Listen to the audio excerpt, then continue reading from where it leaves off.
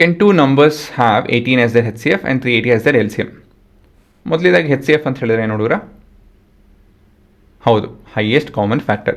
LCM ಅಂತ ಹೇಳಿದ್ರೆ ಹೌದು, ಲೋಯೆಸ್ಟ್ ಕಾಮನ್ ಮಲ್ಟಿಪಲ್ ಅಲ್ವಾ? ಹಾಂ, ಮೊದಲಿದಾಗಿ HCF ಮತ್ತು LCM ಸಾಧ್ಯನಾ ಅಂತ ಕೇಳ್ತಾ ಇದ್ದಾರೆ. ಯಾವ ಕಾನ್ಸೆಪ್ಟ್ ಉಪಯೋಗಿಸ್ಬೇಕು ನಾವು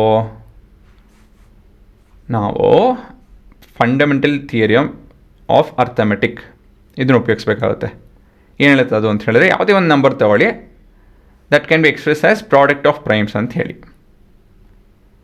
ಆಯಿತಾ? ಸೊ ಈ ರೀತಿಯಲ್ಲಿ ನಾವು ಎಕ್ಸ್ಪ್ರೆಸ್ ಮಾಡಿಕೊಂಡು ನಾವು HCFನ ಮತ್ತು LCMನ ಡಿರೈವ್ ಮಾಡ್ಬೋದು. ನಾಪ್ಕ ಇದೆಯಾ? ಸೊ ಇವಾಗ ಮೊದಲನೇದಾಗಿ ಈ 18ನ ಮತ್ತು 370ನ ಪ್ರೈಮ್ ಫ್ಯಾಕ್ಟರ್ ಫಾರ್ಮಲ್ಲಿ ಎಕ್ಸ್ಪ್ರೆಸ್ ಮಾಡೋಣ. ಈ ಥರ ಪ್ರಶ್ನೆ ಬಂದಾಗ ನೀವೇನು ಮಾಡಬೇಕು ಅಂತ ಹೇಳಿದ್ರೆ, you have to express the given number in the prime factor form, ಸರಿನಾ? ಸೊ 18 ಎಷ್ಟು? 2 × 9 ಅಲ್ವಾ? 9ನ 3² ಅಂತ ಹೇಳಿ ಬರಿಬೋದು. ಮತ್ತು 380ನ ಹೇಗೆ ಬರೆಯೋದು? ಇಲ್ಲಿ ಬರೆದು ನೋಡೋಣ. 180 2 ಮತ್ತು 10 ಅಲ್ವಾ? 19 10 ಯಾಕೆ ಬರ್ತದೆ ಅಂತ ಹೇಳಿದ್ರೆ, it can be return as 2 × 5. So 2² × 5 × 2² × 5 × 19, ಆಯಿತಾ? ಇವಾಗ ಉತ್ತರ ಇದು ಪಾಸಿಬಲಾ? ಇದರಿಂದ ನಾವು ಆ ನಂಬರ್ ಇದೆಯೋ ಇಲ್ವೋ ಅಂತ ಹೇಳಿ ಹೇಳೋಕ್ಕಾಗುತ್ತೆ. ಮತ್ತು ಉತ್ತರ ಬಂದು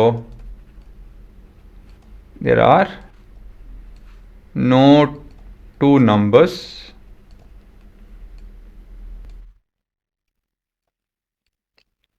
whose HCF is 18 and LCM is 380. ಏನಕ್ಕೆ? ರೀಸನ್ ಏನು? ಅದನ್ನು ಹೇಗೆ ಹೇಳಿದೆ ನಾನು ಅಂತ ಹೇಳಿ ನೀವು ಇವಾಗ ಯೋಚನೆ ಮಾಡಬೇಕು. ಏನಕ್ಕಂತ ಹೇಳಿದ್ರೆ, 3 is a number, prime number in your HCF. ಅದೇ LCM ಅಲ್ಲಿಲ್ಲ, ಅದು ಸಾಧ್ಯ ಇಲ್ಲ, ಆಯಿತಾ? 3 is present in HCF but not in LCM. ಹಾಗಾಗಿ ಈ ಥರ ನಂಬರ್ ಬರೋದಕ್ಕೆ ಸಾಧ್ಯ ಇಲ್ಲ, ಈ ಥರ ನಂಬರ್ ಇಲ್ಲ ಅಂತ ಹೇಳಿ, ಗೊತ್ತಾಯ್ತಾ?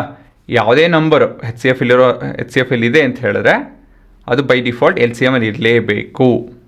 ಇಲ್ಲಿ 3 ಇಲ್ಲ ನೋಡಿ, 3 ಇದೆಯಾ? ಇಲ್ಲಿ ಇಲ್ಲ, ಅಷ್ಟೇ, ಅದೇ ಆನ್ಸರು.